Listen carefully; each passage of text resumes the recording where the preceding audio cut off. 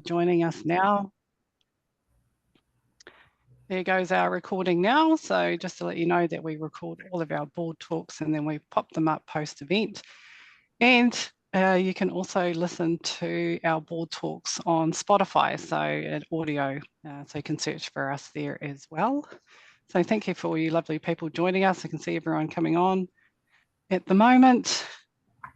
And so board talks is a bi-monthly talk about all things governance. We've had a huge audience since the last few years since launching, and we try and keep it really informal, really opportunity to ask questions. Do that in the chat, please. And where we get a range of really key people from the community sector, so to help us explore all things governance. I'd just like to thank our sponsor for board talks this year, which is Cat Herder. You can check them out. And a big shout out to the community governance team in the background as well, which is April and Tuba. And so they'll be also helping me moderate the talk as we progress. We've had a huge response to this talk where we've had almost over 280 people sign up. And sometimes on the day we do get a bit of drop off, but people like to listen in later. So today's talk is about working with a board. So I'm really interested in this, and I think we're going to get into some very good conversation. There's going to be probably lots of feedback, so really looking forward to it. I just want to share a little bit about our sector with you. Got another little slide. So our community is made up of over 115,000 not-for-profits or NGOs in Aotearoa, New Zealand. We have about 230,000 volunteers, including ourselves and our board roles, and we contribute significantly to our economy. We have about 20,000 charities, a part of that 115,000 not-for-profits in New Zealand, and we have a huge amount of charities per capita. So we love our not-for-profits.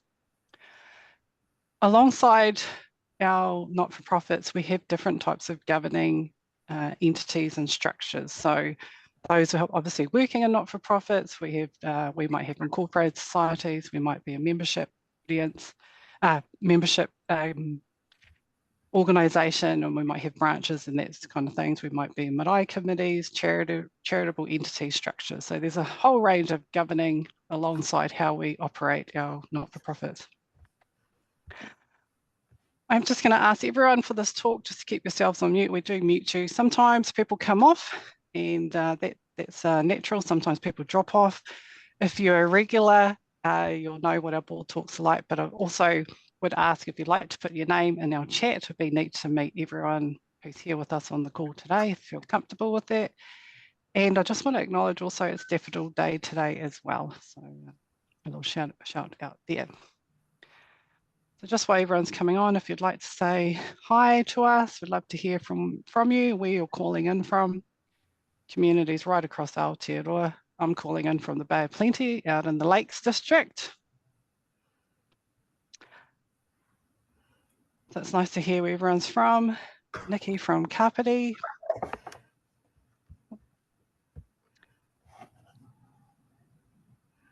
And who else we got? We've got Rowan from Wellington. Got people coming in from South Island, Queenstown, kia ora.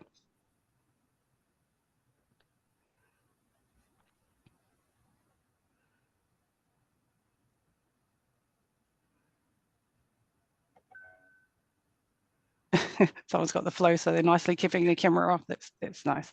But thank you for listening. And so, as with board talks, we like to get straight into it. And now I'm going to welcome our panel guests with us today, which is Georgie and Jonathan. And I'm going to ask them to share with a little bit about themselves, their background, and what they love about serving and working in not-for-profits. So, kia ora kōrua. Kia ora. Kia ora. Thank you for being with us here today. We've got a fantastic audience and seeing all these lovely people online. So who's going to start? Georgie, would you like to share a bit about your background and what you love about working with a not-for-profit? Sure, Rose. Kia ora koutou. Thanks very much for having me. Firstly, I thought I'd just like to acknowledge all the wisdom and expertise in this virtual room. While I might be on the panel, I know I'm sharing the space today with hundreds and hundreds of hours of expertise and experience across the motu. So I just want to acknowledge everybody who's here. My whole working life has been in the not-for-profit space.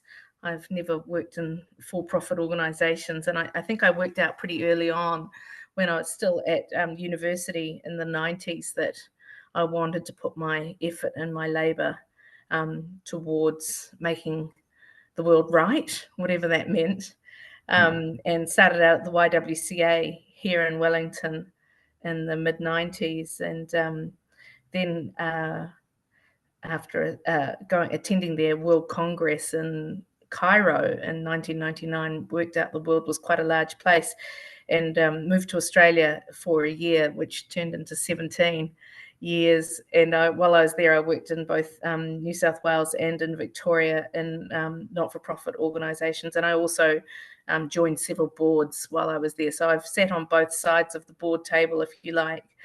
With an aging parent or parents and a child that was about to start school in 2017, I made the call to come back to Aotearoa because I really wanted to raise a Kiwi. And I think where you put your child in school really dictates what culture they get immersed in. So I needed to bring my son back, and we've been here since then. And so I came back to Wellington and have worked first at Wellington Community Trust, a philanthropic funder in the Wellington region, and now at Sustainability Trust. What do I love about this sector? I mean, I love so much. I love dedicating my focus and my energies for change, and I think a lot of change can be enacted in the not-for-profit sector. I love the flexibility and the agility of the not-for-profit sector, and I'm an activist at heart, so I really like knowing that I can make change and advocate at the local and national level through my mahi, which is what's motivated me to stay in the sector for over 25 years. Nice. Well, you've got lots of insights and experience. So thank you for being with us here today. And over to you, Jonathan. Kia ora koutou, ko Jonathan tōku ingoa, ko au te kai whakahaere pou o te kahupairiri ki Rotorua. So my name's Jonathan. I'm the Chief Executive at Rotorua Community Hospice. Like Georgie, also have a few years sitting on the other side of the table from management, so on the governance side. Prior to being in this role, I worked in tertiary education for quite a few years. And there are quite a few similarities in the purpose and enjoyment of being here at hospice, because for me, it's all about people, engaging with people, supporting people, seeing them thrive and do well. Yeah, that's a bit about me. Nice. Well, thank you both for being here. And Georgie, you've got a little delay, but I can hear you quite well. So I hope everyone else that's all fine. We can do some thumbs up. Again, Board Talks is designed, if you want to ask some questions to our panelists, just pop them in the chat and we'll do our best as we progress. So you both are very experienced directors, and Jonathan, you've been on you're a CE, but you're also a board chair. So it gives you a really good perspective. Myself, I've equally been the chair, and I know which role I prefer as well. But yeah, keen to hear what kind of role do you prefer, and what have you learnt about being a chair and a CE that you'd like to share with everyone? To be honest, both.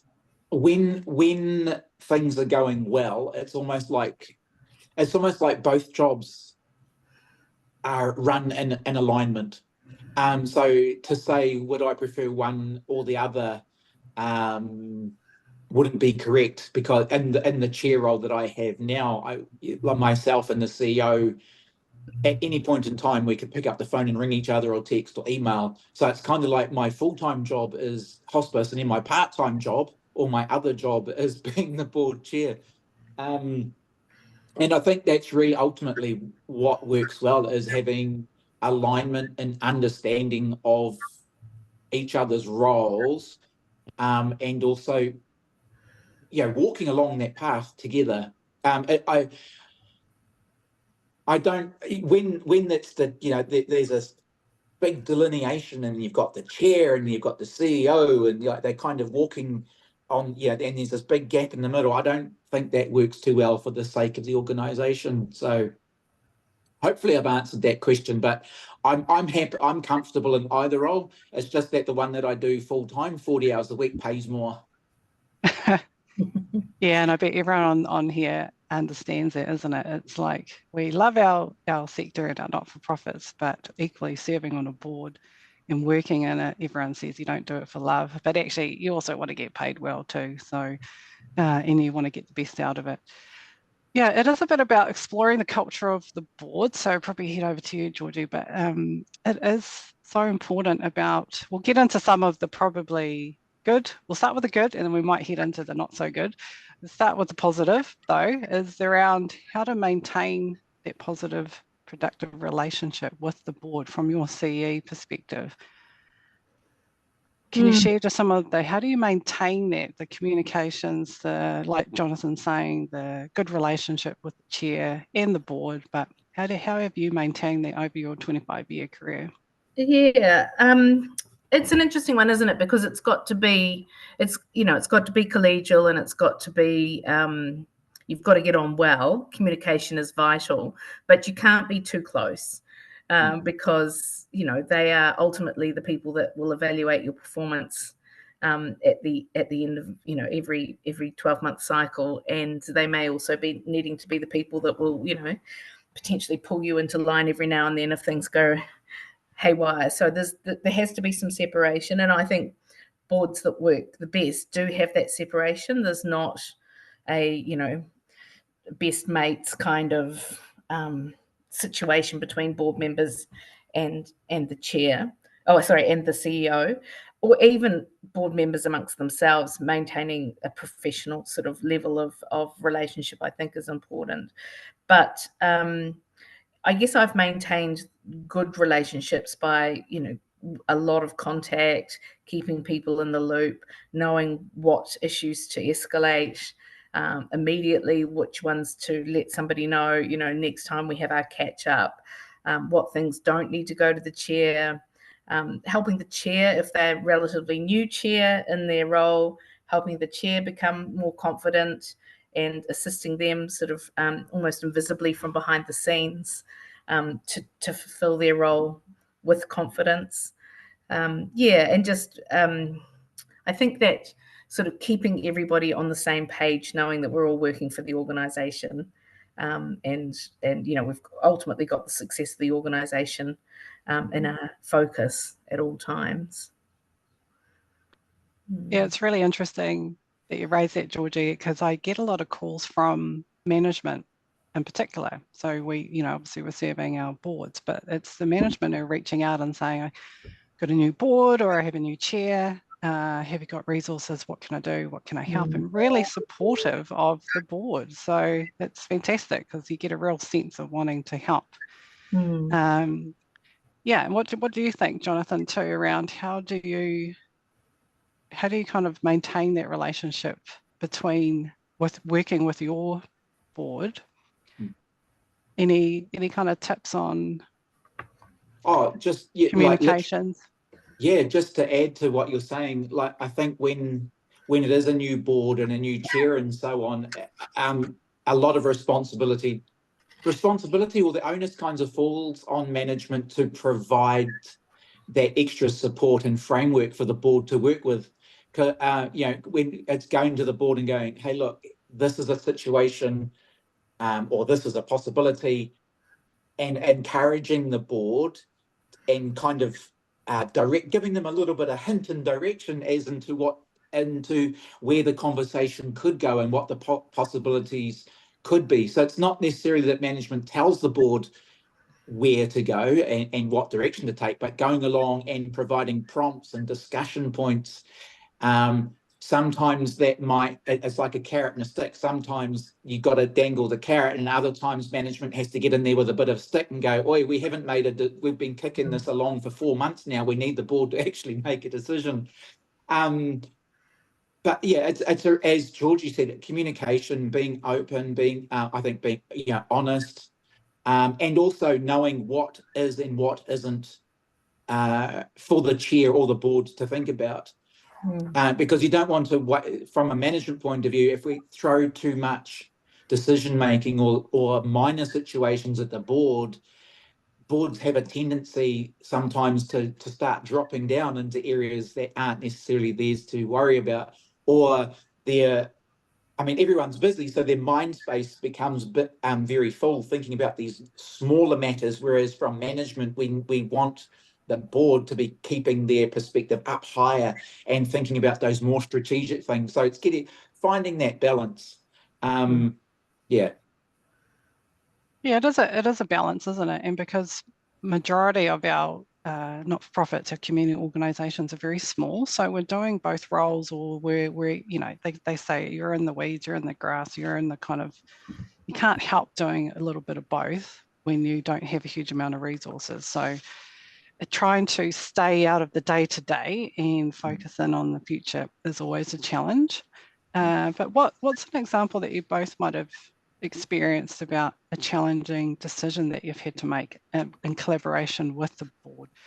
It could have been a reset, a restructure. We've got some challenging times at the moment, but have you had something that's really stood out that you've had to work with the board about? I've got a good example and a bad example. Which one do you want? I think everyone's going to want the bad, but we'll go with both. We'll go with both, Georgie. Because I had a really difficult experience with the board where I'd presented a strategy in which I'd been working with them to develop, and sent it out a week in advance before the meeting, and I was relatively new to this board to as the chief executive, and just before we went into the board meeting, the chair said, we're just going to have some board only time at the start of the meeting. And I'm like, okay, a little bit unusual, but that's fine. And I sat outside the meeting for 45 minutes, and then the chair came out and went, okay, come on in, just to let you know, we're not going with that strategy. And I'd sort of spent about 6 months working very closely with the chair to develop that. And with what I understood was support of the board. And so a real left field surprise, and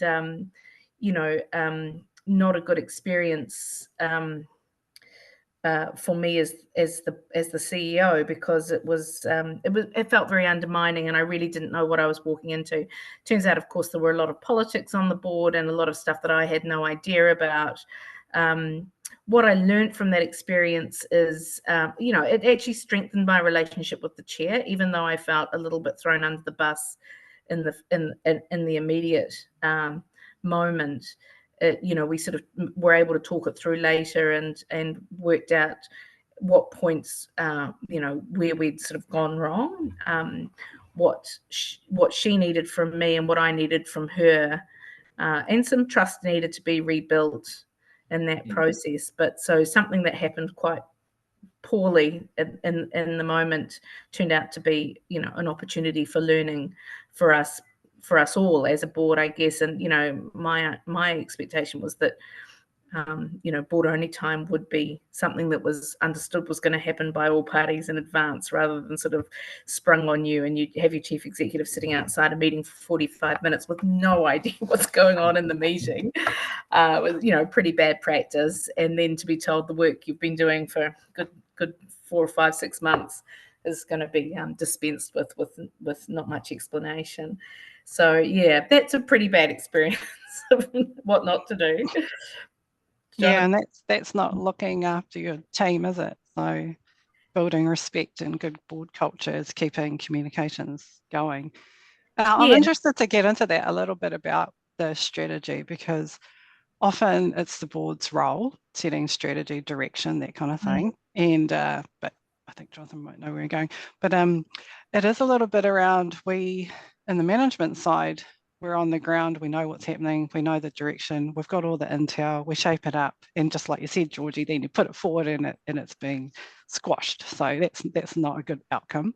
But what's that challenge there, Jonathan, that you might have to influence the strategy based on management knowing what's going on and what the direction that you need to travel? What's your thoughts on that? Because there is a little bit of sometimes it's no, that's the board, but actually you can't do one without the other, can you? No, totally agree. I mean, strategy development really, it really is a process that does work hand in hand. My cheeky smile is around. It used to be that that strategy would be written and it would be for 3 years to 5 years. And we'd have this fantastic plan and you'd measure yourself against it. And then in the current environment, we find ourselves in even having a really good strategic plan for maybe 12 months is a little hard. You get a change of government and then all of a sudden you find out that your contract's not being renewed because you contract to Oranga Tamariki. Well, whatever strategy document you wrote in 2021 may not actually be of much use anymore. So you go into crisis. But a good strategy comes from the operational, the front line, informing the board, it's both working together to understand what's doable and what's not doable.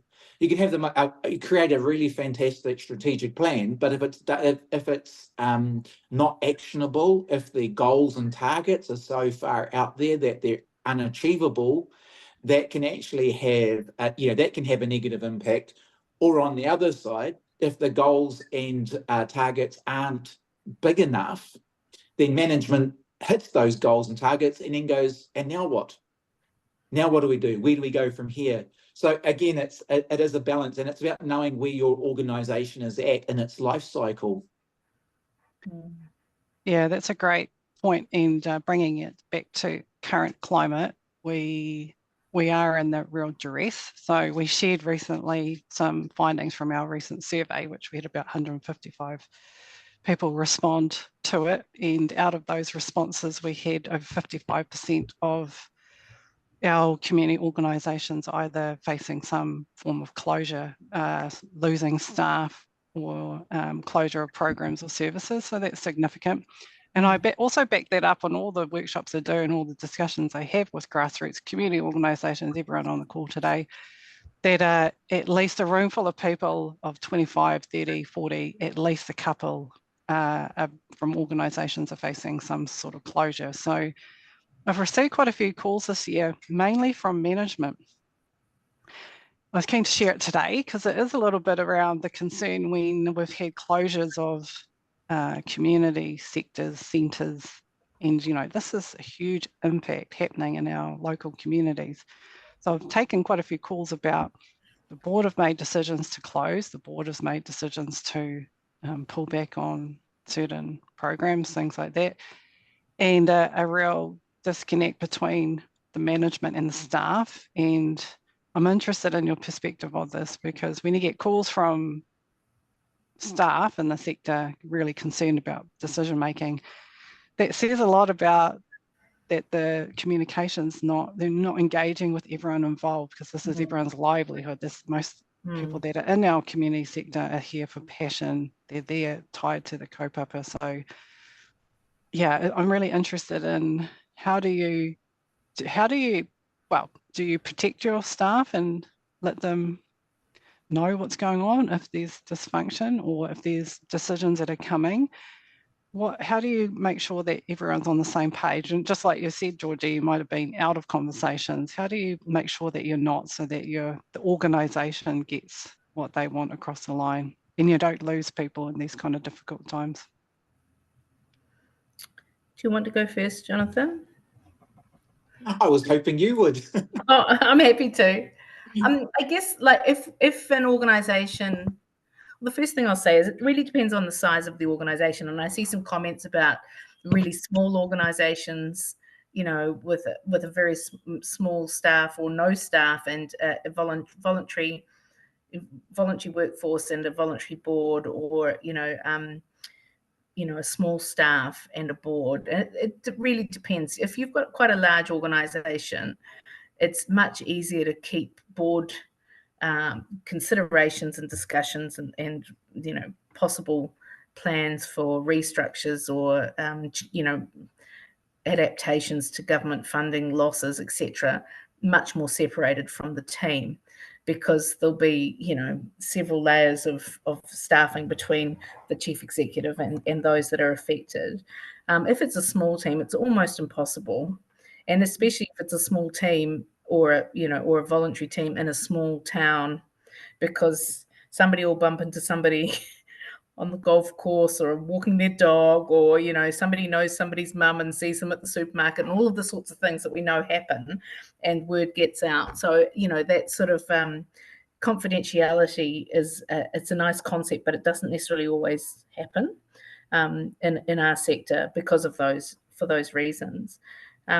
If there is going to be sort of structural change as a result of funding loss, I mean, obviously there are employment laws and there's legislation that boards must know about in terms of making structural changes and consultation with staff teams and all of those sorts of things. So it's really important that boards are reminded of those obligations, and that may help in keeping the process as consultative and engaging as possible, while still acknowledging it's going to be deeply upsetting and difficult for the whole organisation.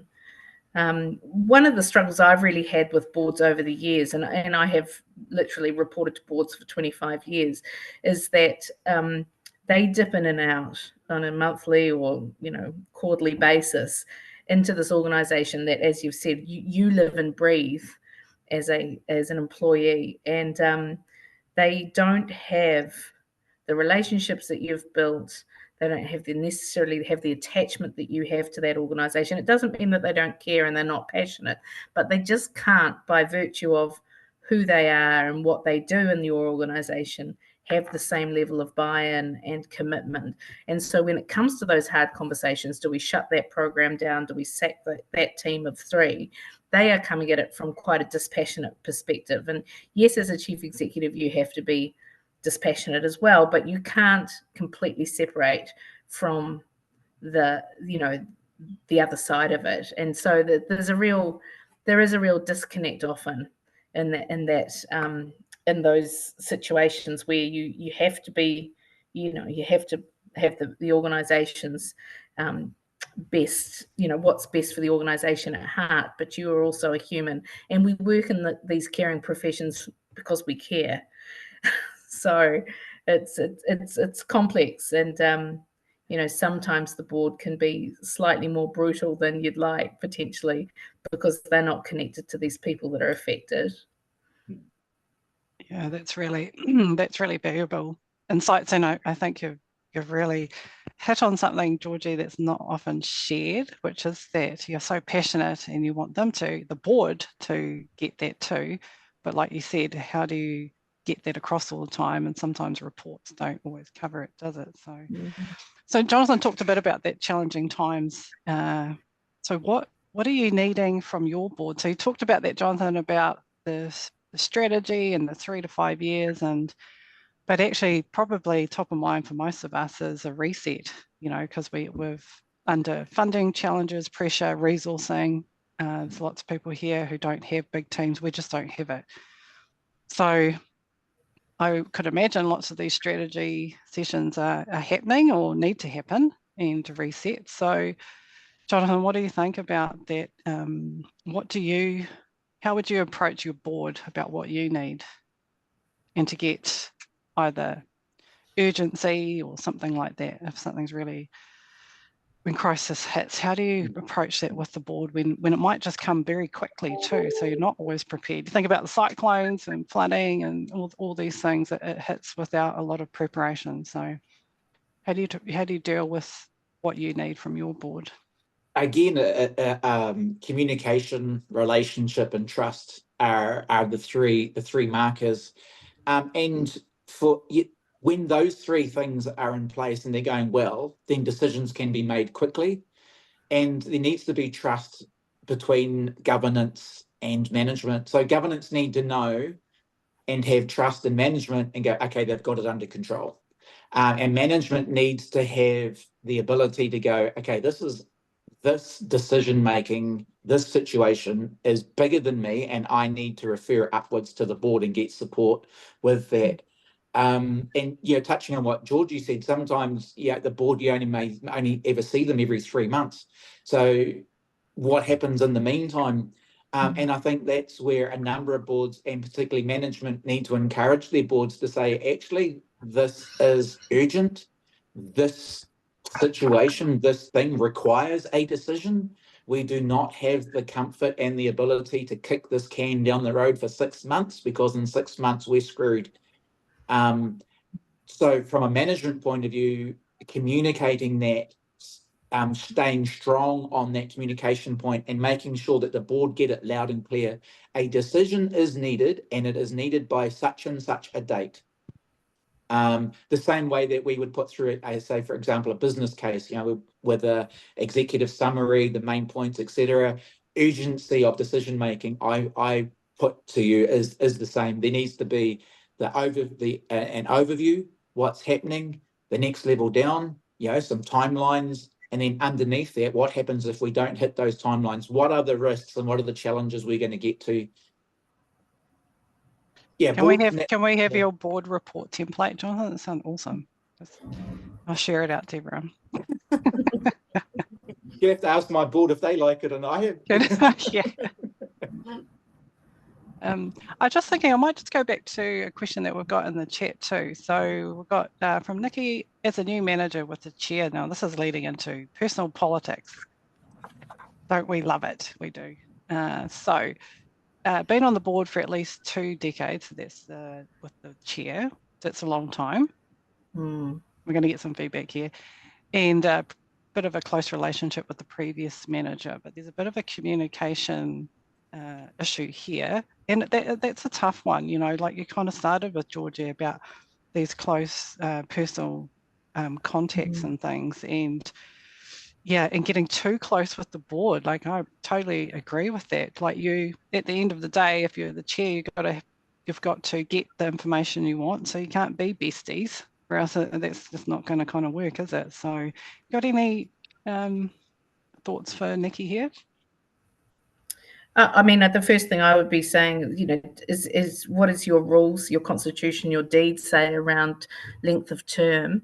I mean, my length of term for trustees in my current organisation is 12 years, and I think that's extremely long. Most boards I've worked to have been either 6 or 8 years max. There's a real fine line between longevity and continuity of service and institutional memory, and then just sort of I want to say barnacles, but it's I don't think it's good for any organization. No organization should be about the personality or the person. And when somebody's been involved for 20 years, I think you do really run the risk of it becoming a little bit of cult of personality, whether it's the CEO or the chair. I was CEO of my last organisation in Melbourne for 14 years, and at the 10-year mark, I had a very frank conversation and said to the board, shall I move on? I've been here 10 years, is now the time? And, that was a good conversation to have, because 10 years is a long time to be in a role. Is it time for fresh ideas? Have I got to stay, et cetera, et cetera. And I think boards need those conversations as well. And so the first thing I'd be doing is looking at your rules and raising whether you want to have fixed terms. And what was the other part of that question? I've lost it in the chat, but it was about sort of they've got a very good relationship with the previous CE, wasn't it? Was that the one? Yeah, it's a bit of being left out of communications too. Yeah. So hard to do your job if you're not seat at the table. Yeah, not good. When I joined that organisation where I was chief executive for 14 years, the previous chief executive wanted to come on. She resigned as CE and wanted to join the board immediately, But she was respectful enough to say, how do you feel about that? And I said, can you just give me, 2 years breathing room, let me find my feet, and can I come back to you? I just didn't want the previous CE breathing down my neck going, well, that's not how we would have done it, sort of thing. And, by the time that I felt comfortable having her on the board, she'd moved on and wasn't interested anyway. But I needed that. Good chief executives will actually move away from the organisation and not maintain those relationships in a way, at least in a way that the CE knows they're happening. Can I just add something to that? And it's something that so boards will do performance reviews of their CEs or managers, and boards may talk amongst themselves about how they're doing. But I don't know how common it is or where it happens enough where management go, actually, board, this is what I think of you and how you're doing.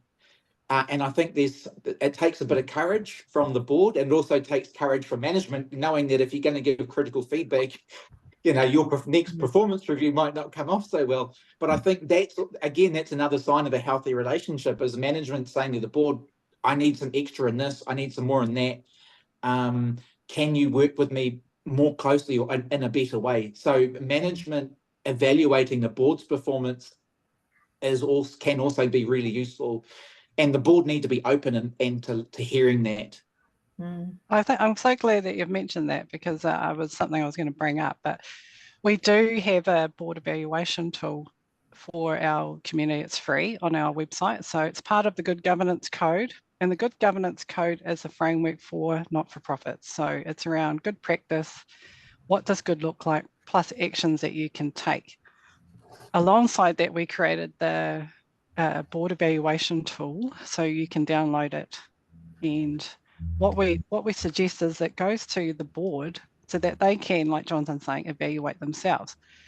When we think about the two groups that we've got board and we've got our management, it is around working together. As we know, we should be working together to fulfill the obligations, the vision, the mission of our organisations. But yeah, I think you're totally right, Jonathan. Like, why do the board not have evaluation? Because most of the time, our not-for-profit workers are doing amazing work, as we know, and probably working around the clock. So it is a fair system. It's not just like, have you done this, this, and this, and this with no money and no resource, no funding, and no staff. It's what can the board do? And I think times are changing where it's the old school, like top-down heavy, needs to change, where it needs to be partnership, working together. So we want to encourage that more relationship-based. And if you've got a board of 5 or 8 and you've got a very small team, that doesn't feel equal. So we have to rethink who's on board, who's got time. Some of the other challenges that I hear is also the board find it hard to get the right people on in succession planning and maintaining that. So maybe many of us on the call might also have that challenge. There's new chairs come in, and next minute there's another chair and there's someone else's chair. So that can be challenging in itself. But we might just get into a little bit about the not so good, and Georgie's shared a little bit there too. But what's some of the downsides that affect our organisations and that board, especially in that kind of management? Just a quick point from me, sorry, just to build on what you're saying. The annual turnover of board chairs, it's kind of like if you're in an organisation and your board meets, say, 5 times or less in a year, and then you go and change the board chair the year after, it starts all over again with the manager having to build a relationship and understand and etc. And it's like, oh.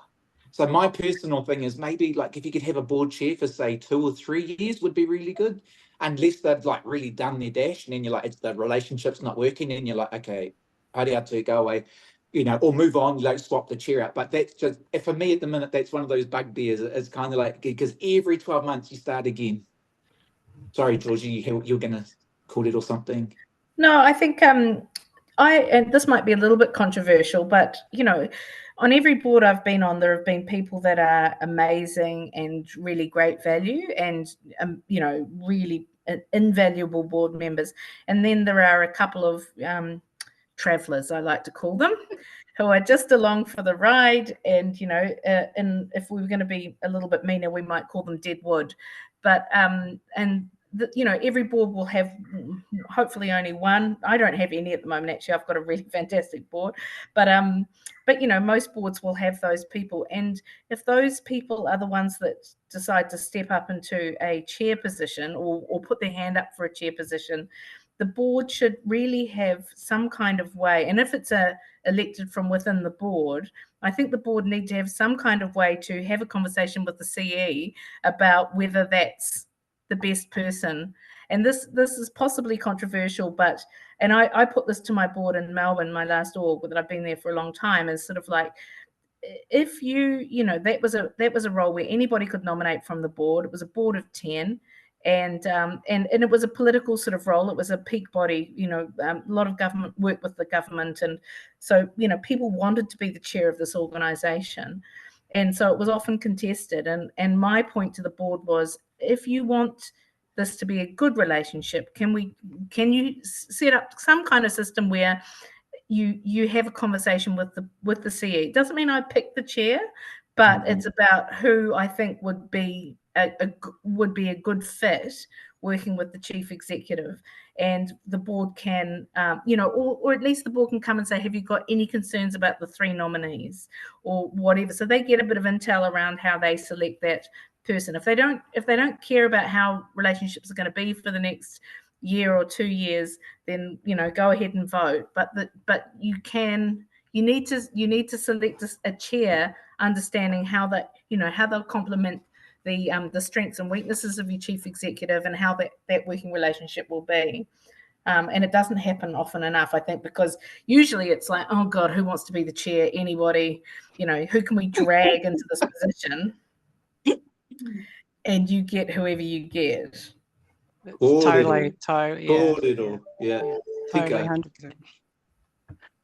No, and that is around setting some of the expectations around performance of the board as well. So our board evaluation tool is designed to align to the good governance code and around where there might be some gaps, but equally, if you're setting a new direction, then what skill set have you got on the board? Because it needs to complement the direction you're going and not put the management under duress and challenges. So I'm just going to go back to a question that we've got though, and this is probably on the flip side. So maybe when things aren't going so good, but if there's, so this is around the interesting one, a strict policy that this from the Spinal Trust, all communications between staff and the board is via the CE. Yeah, I get that. But there's a performance issue with the CE. Things can be really, really bad before the board realises. Any opinions about this type of crisis, how to be avoided or good reporting? I think I've got some thoughts on this, but I'm going to kick it over to our panel. My view is there always has to be some mechanism through which the staff can talk to the board if there are concerns about the chief executive. And that can be any kind of mechanism, that the staff know that there's this one board member who is, you know, the person they go to with any concerns, or there's a staff rep on the board, or they have a 360-degree review process. I've always been a big fan of the 360-degree review process for the chief executive, where anybody can opt into a survey monkey about my performance for the last 12 months. It's you know, I work in an organisation that's big enough so I won't know who's complaining about me. You know, I can only work in some organisations, but you know, there's got to be a mechanism. What it means is that staff can't go to the board, you know, every time and go, can I have somebody sign off this policy? The board don't want 10 voices going to it on those sorts of things. So staff need to know what it's for, but absolutely the staff team must have a mechanism through which they can raise issues or concerns, raise issues and concerns about the chief executive directly to the board. Otherwise, you'll have a CEO that stifles those and you know, mutes dissent. Yeah, that's a great tool. Yeah, totally agree with that. And I just saw a comment that popped up, which was a really good one, which was that someone said that they went to the chair of audit and risk So that's another, if your board and organisation has that, that's another really valuable way of getting that communication up. Yeah, I mean, because CEs, like everybody and managers, we all have ego, and we don't like to think that someone might be complaining about us, particularly in a small organisation when you go, oh, they've been talking about me. So it is an important thing to think about what are those mechanisms. And there are times where your organisation may do an annual survey, but do the staff actually have any trust or know that the results are actually going to the CE? So that's another possibility, is actually for the viewership of independents and so on, have an external group do it, and then they send the results straight up to the board. And that's valuable for both the board and management, because then you know that what's going through is, But again, trust in relationship is essential. You don't know unless you get blindsided by bad results.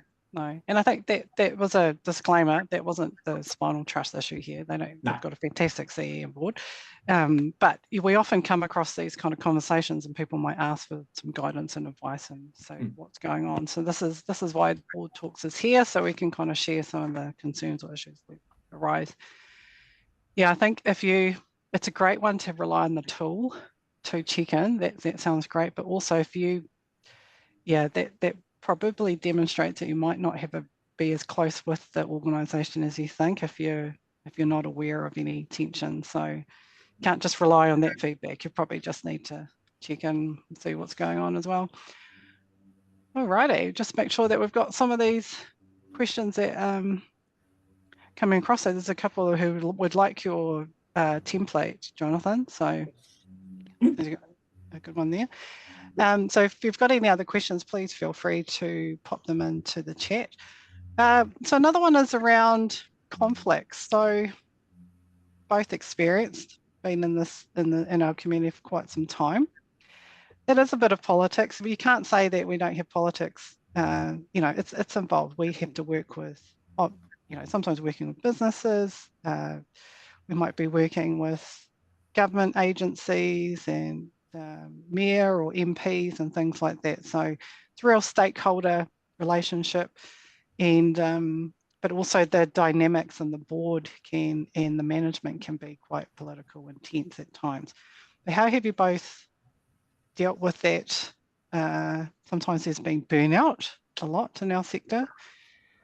What would you advise someone coming in as a new CE, checking out the board CE? What's your kind of thoughts on that? I mean, you have to go back when an organisation is in conflict or difficulty or, dysfunctional, and I've sadly been a new CE coming into quite a dysfunctional organisation a long time ago in Sydney. You have to go back to the basics. You have to go back to policies, procedures, what are the rules, all of the things that are designed to, all of those things exist not for when the organisation is ticking along well. They're all there for worst case scenarios. So, what does the organisation's policies and procedures say about, staff talking to the chair behind your back, or the chair, talking to staff behind your back, or, I had an example years ago where the board met without letting me know. So off-site, away from our organisation, the whole board got together without letting the CEO know. And I only found out about it because one of the board members rang me and went, "Where's this meeting?" And I said, "What meeting?" And they went, "Oh, whoops, no, don't worry, thanks, bye." And, it wasn't a serious issue that they were going to discuss. And it was more, it was more of a stuff up than a conspiracy, but it's never a good look, and it's never going to reflect well on the board, or so just those policies. What does the rules say? If the board are going to meet behind closed doors, they must let the chief executive know. If the chief executive's going to have a meeting just with the CEO, with the chair, without the board knowing, that here are the rules, here's the way it happens, this, so everything's just on paper. And where those things don't exist, get them written up and get them defined really quickly. That would be my first you know, my first response to that. Yeah. At the Tōkana Taina session we had last year, Susan Hudia was talking about board only time, and she had a really great comment, which was that after the board only time, the chair would go back to the CE and go, these are the headings of the topics that we've discussed. So it removes the mystique or mystery, and you know, just not telling the CE what was talked about or the manager what was talked about, but just saying these are the topics that were touched on. That helps to alleviate that mystery and that, or you know, that conspiracy thinking that can creep in. Yeah, I think there's a time and place though, isn't there? Like, yeah, it sets alarm bells even if they don't mean to. If you're like, well, what's going on? So it has to be some clear communications about why you need it. Yeah, so I think the policy one, in keeping to regular reporting, meeting times, updates is really critical, and then that means even your meetings with the chair should be some note taking and some records. Just to make sure if you need to go back and talk through anything, that kind of thing. That's really important. Have you got any other insights you'd like to share with everyone on the call, just in general about your experience of working? I think the difference between my experience in Australia and my experience in New Zealand is probably a cultural one more than any other. And, you know, it's a bit of a joke that Australians are much more prepared to have it out than Kiwis, but I certainly experienced that coming back here after 17 years away. I sort of found boards here were much more polite and much more reticent to voice problems or to have the conflict. And you know, I think that's a little bit around that sort of operating in a mana enhancing way, which I absolutely support. I love that that concept and that kaupapa. But where it steps over into not voicing the thing. So, you know, I had board members would come to me after a meeting and go, I'm so sorry she spoke to you like that, and I thought that was terrible how she put you on the spot in that way. And I'm like standing there going, and you didn't say anything in the meeting because I'm the chief executive. I can't tell a board member that I don't like the way they're talking to me, but another board member can. Another board member can say, Chair, can I just remind you that, you know, we need to keep our, you know, our language polite and, you know, or whatever. And so many times I had board members not speak up in those situations, or not even ask those questions like, is this good tikanga? You know, is this good process? Is this what we should be doing here? You know, and to always be the person that does that as the chief executive, you get into a dangerous position of being the you know, the sort of difficult one, or the one that's always going to pull people up on process. And it actually, you need to have some board members that will do that and call it as they see it. And I think the culture of New Zealand boards, compared to my experience in Australia, is that there is less willingness for those courageous conversations. Yeah, I'll get to you, Jonathan, in a minute about what you think about that too. Yeah, my experience has been that too, Georgie. We've connected with the Institute of Community Directors over there, and I spent a little bit of time there, like our sister organisation of community governance. But Australians can be very direct, and so it does mean that you cut through a lot of that. And I think our culture also is, we won't tell it to you, but we'll talk about you behind your back, kind of thing. So that's often a lot of what's at play. And the niceties too is that creeping in of the niceties means you're not getting down to difficult decisions that need to be had. And if you can't have those difficult conversations, then it's still going to be there for the next meeting and the next meeting until you resolve it, and then it will either blow up into something really big. So it's a responsibility of both Chair and the CE to pull that out and make sure that needs to happen. Your thoughts on that, Jonathan, too? Oh, and just about the culture too. I'm like, if someone spoke to you like that and they're the board, I don't know if I'd hold back. I'd be like, hold on. No, I completely agree. You know, Yeah, no, that's not okay. And as Kiwis, we do tend to shy away, from conflict. Recently, I was on a board recently that I departed from, and we had some conflict that was happening, and it was healthy and it was good. But being Kiwis, we kind of overdid the, oh, sorry about that. We'll just kind of, I'll just step away, or it was overly nice. Interestingly, one of the pillars, or one of the parts of psychological safety, is actually being able to sit in conflict, and able to have those conversations and still be in them. So psychological safety doesn't mean you don't have conflict, but psychological safety is where you can have a conflict, or you can have a hard conversation, but know that the environment in which that conversation is happening there is still some safety around it. So conflict avoidance is not a good thing, but yeah, and it doesn't necessarily have to be conflict. It doesn't have to be conflict. It can be a good, robust discussion. And as a chair, we have some very interesting, robust discussions with our CE.